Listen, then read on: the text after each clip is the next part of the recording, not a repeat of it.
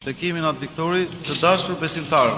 Në këtë të kremte në kujtim të Oshënar Parthenit, Kisha Jon Ortodokse na jep mesazhe të trefisht. Nëpërmjet jetës së Oshënar Parthenit, apostullit të ditës drejtuar Timotheut dhe ungjillit sipas Lukait.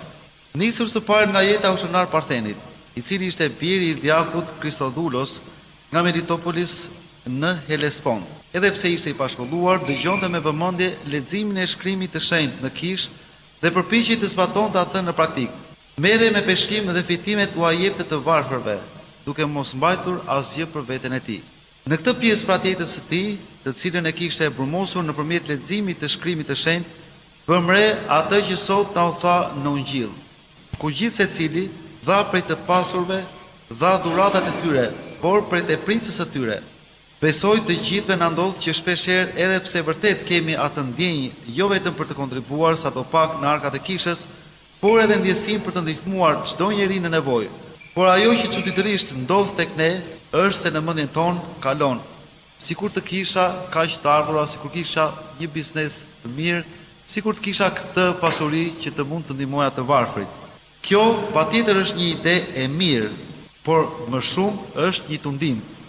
Ku nuk na lë që ne realisht t'i japim aq sa mundemi, edhe pse mund të mos jemi kaq shumë mirë në anën ekonomike. Zoti nuk ka caktuar vlerë se sa duhet të kontribuojmë. Gjithashtu, nëpërmjet kësaj duhet të ndalem paksa edhe në një çështje tek ndihma që dua t'i japim të tjerëve. Ndonjëherë nuk mjafton vetëm që të bëjmë diçka, pra t'i japim dikujt një ndihmë monetare, edhe pse mund të kemi mundësi vazhdimisht të ndihmojmë dikë. Ajo që duhet të kemi njëkohësisht është që duhet të dimë se si duhet të ndihmojmë, sepse ndonjëherë ndihma e tepërt ose pa vend mund të bëj dëm, sepse shpesh na ndodh që kur ecim në rrugë, në këmbë ose edhe në makinë, shohim fëmijë të vegjël të cilët kërkojnë lëmosh. Por në këtë rast është e mira të ishte diçka ushqimore, ndihma të cilët duhet ne t'i jepnim dhe jo ajo monetare. Ose vinë dhe djemë të moshës së cilët janë në moshë gjimnazi. Ndihma jonë nuk do të jetë thjesht një ndihmë e të dhënit në anën monetare. Një ndihmë mund të jetë edhe një fjalë jona, duke i vënë në vëmendje djemë të rritur, të cilët mund të kenë mundësi që të punojnë dhe jo të dalin në rrugë për të kërkuar lëmosh. Rasti tjetër që unë personalisht e kam vlerësuar, djemë në moshë të rinj ose dhe burra, të cilët vërtet dalin në rrugë për nevoja monetare, por të cilët bëjmë një përpjekje duke shitur një produkt, të ndafila, të themi flamuj shqiptar ose dhe fasoleta. Kjo është për të vlerësuar dhe në këtë rast është blerja e një produkti të tyre, sepse në këtë mënyrë ne i respektojmë dhe i japim dinjitet dhe i lëmë të kuptojmë që kjo është një gjë që të gjithë duhet ta bëjnë, edhe pse mund të mos kenë mundësi për të punuar. Pra thepi është që Zoti vlerëson tek ne, jo atë që ne japim, por çfarë ne sakrifikojmë nga ajo që japim, si shembulli i të vesë në Ungjil, e cila dha prej së mangdësës së saj, pra jo prej tepritës si të pasurit. Por të dashur besimtarë, që ne të gjithë arrijmë në ndjenjën dhe kuptimin e kësaj, duhet nisur që nga besimi ynë i vërtet, i ndjerë dhe në të bërjet të gjërave jo rutinë.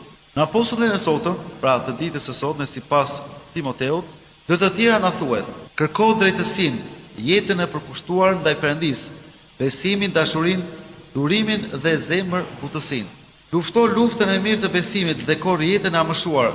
Vetëm nëpërmjet këtyre ne mund të arrijmë atë që Zoti na ka thirrur me zemër të pastër dhe të lirë, sepse liria është dhurata më e madhe që Zoti ka dhënë njerëzimit.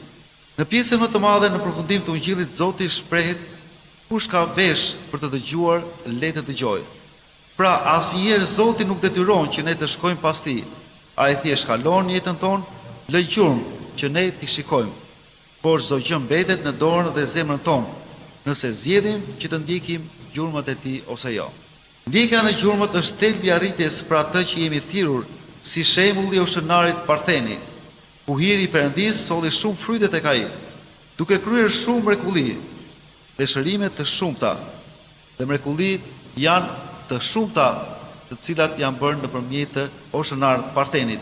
Ku një ndër mrekullitë e tij mund të përmendim dhe atë të një gruaje e cila kishte një nga sëmundjet më vdekjeprurëse që edhe pse pikësia sot ka ecur me hapa shumë të mëdha, nuk ka arritur një shërim përfundimtar.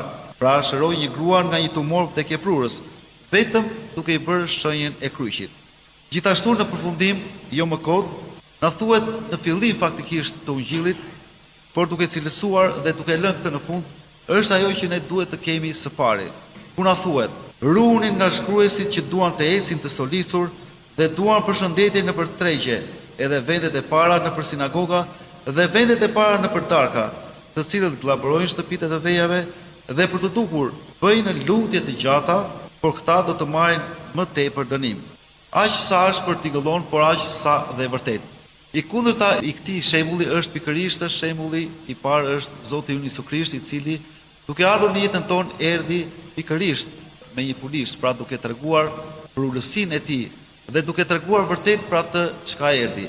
Dhe nuk ishte një paraqitje e tij me lutje apo dhe për të zënë vendet e para, por thjesht për të dhënë predikimin dhe nëpërmjet parabolive dhe jo nëpërmjet fjalëve të mëdha. Gjithashtu mund të përmendim dhe në jetën tonë të prekshme një nga shembujt e tjerë që patjetër mund ta themi është dhe kryepiskopi ynë Anastas Indieri, i cili la një shembull mjaft të mirë ku me lutjen e tij, me heshtjen e tij, me durimin e tij, ai arriti të bënte gjithë këtë gjë që ne sot kemi dhe e përjetojmë dhe e kemi prekur. Gjithashtu, një shembull tjetër që ne e përjetojmë pikërisht duke patur si një zinxhir shembull pas shembulli dhe duke ndjekur pikërisht të tre mesazhet që na lihen në këtë të kremte, është edhe ndjekja dhe gjurmët nëpërmjet shembullit të Krishtit, nëpërmjet atij personi që Krishti ka dërguar në jetën tonë si apostujt, ungjillorët apo dhe ushenarët, por dhe ndjekja njëri pas tjetrit, pra për të bërë drejt shenjtorit. Shembulli tjetër që mund të themi shembull pas shembulli është edhe kryepiskopi ynë aktual i Zoti Johani, i cili jo vetëm na jep shembulli që ndoqi hapat dhe thirrjen e Perëndis, por është edhe vazhdimësuesi i përkujdeses të atij që Zoti dërgoi tek ne, pra për ngjitjen e kishës. Por është pikërisht edhe shembulli i cili në heshtje ka ndjekur pra hapat e kryepiskopit Anastas dhe duke qëndruar pranë, ai ka dhënë zgjidhje shumë situatave dhe problemeve të ndryshme, që shumë për nesh, edhe pse prej vitesh e njohim, me heshtjen e tij, pra duke ndjekur një shembull, me qetësinë e tij dhe me lutjen e tij, shumë gjëra ne nuk i dim që ai ka dhënë zgjidhje problemeve të mëdha që kisha jonë ortodokse ka patur. Pra, një ndër këto shembuj janë këto dhe tre pra pikrat kryesore që ne duhet të kemi parasysh në këtë të kremte pasi të largohemi nga kisha janë lutje në heshtje, lutje të ndjerë brenda nesh, jo lutje për të shfaqur në publik. Ndihma jonë të jetë një ndihmë nëpërmjet sakrificës sonë dhe së treti ndjekja dhe mbrojtja e besimit tonë nëpërmjet shembujve që Krishti vetë na jep në jetën tonë. Amin.